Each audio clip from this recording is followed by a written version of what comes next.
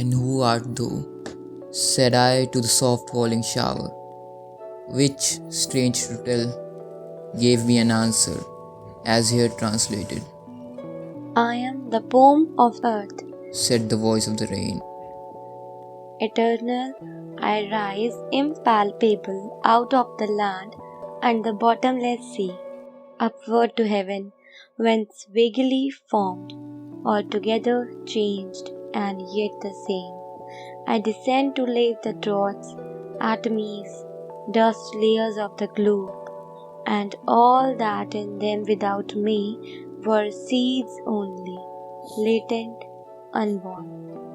And forever, by day and night, I give back life to my own origin and make pure and beautify it. For song issuing from its birthplace, after fulfilment, wandering, wrecked or unrecked, duly with love returns.